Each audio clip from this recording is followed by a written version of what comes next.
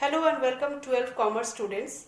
Today in this class I will continue with the consumer protection, and today my topic is remedies or reliefs available to consumers. So please focus on today's class. In consumer protection, I have previously explained to you that consumers require protection. Their interests should be protected from the exploitation of the producers. Now, if they are exploited or if they somehow are harmed by providing of defective goods, or any kind of loss is hampering them or affecting their daily flow of life, in that case they are subjected to certain remedies, certain reliefs.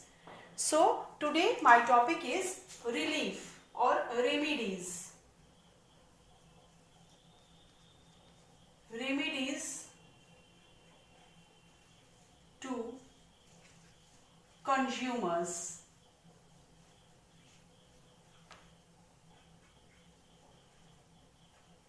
This is my topic for today, remedies for consumers.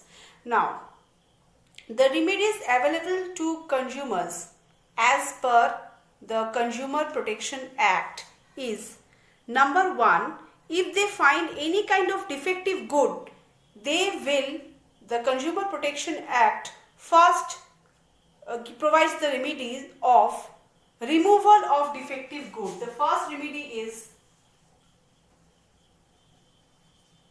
removal of defective goods.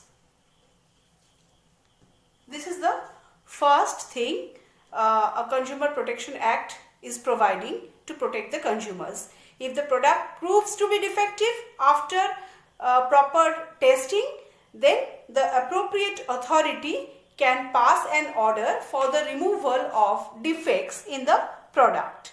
Now, number 2 is replacement of goods.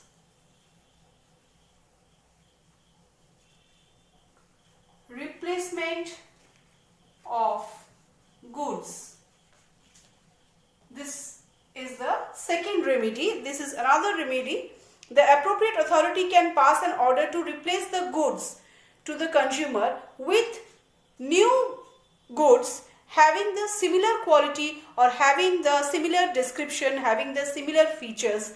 A better quality product can be replaced with the old defective product or not so good product. This is the second remedy. Now the third remedy that can be offered to the consumer is refund of price. Refund of price. That means the price, the exchange price for which the product was purchased, if the product is found defective, then the authority can pass an order to refund the price by the producer to the consumer. If the consumer is lodging a complaint against the good, then refund, he is entitled to refund of the price which is paid for the product. Now, number 4 is payment of compensation.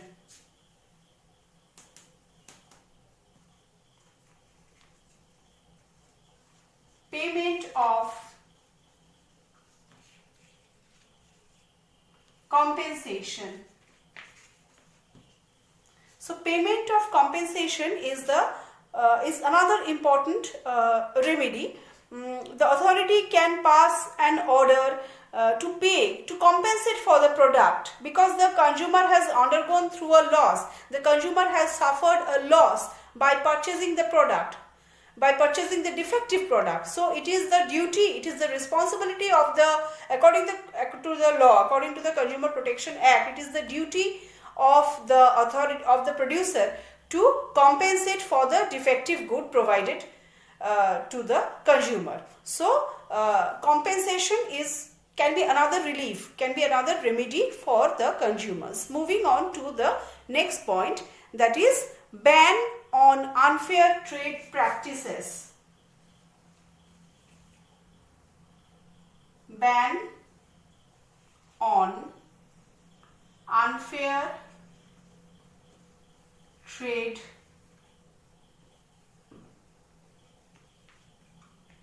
practices.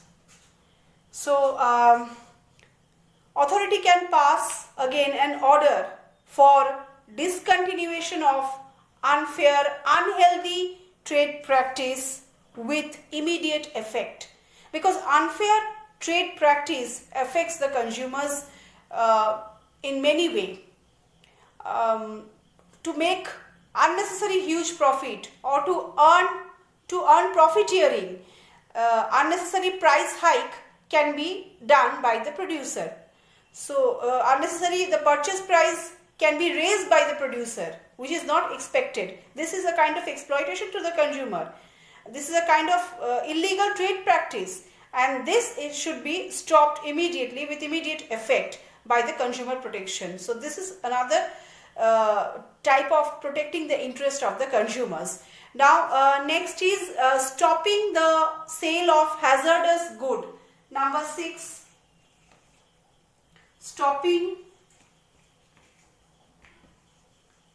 the sale of hazardous goods. Stopping the sale of hazardous goods. There are certain goods which is not good for the consumers. The authority which can be inflammable, or some goods which are not healthy. So those type of goods which hampers the lifestyle of the consumers, those goods are called hazardous goods. So those goods, their sale must be stopped. So Consumer Protection Act, the authority act against these goods, and they stopped the production and sale of this hazardous good which create problem for the consumers. Next, withdrawal of goods. Actually, withdrawal of hazardous good and stopping of hazardous good is basically the same thing, the same point repetition. That's why I am not writing the withdrawal of hazardous good. Stopping or withdrawal of sale of hazardous good can be the same point. And last is payment of adequate cost.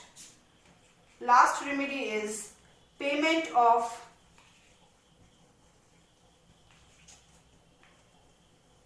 adequate cost. The appropriate authority can pass an order for the payment of adequate cost to the victim.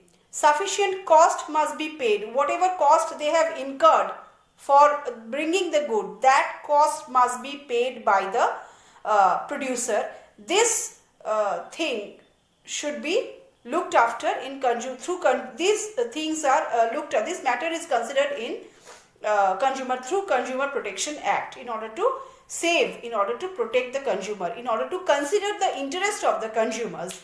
So these are the points, relevant points, remedies or relief to the consumer. If any question come regarding relief or remedies to the consumer, these points should be included.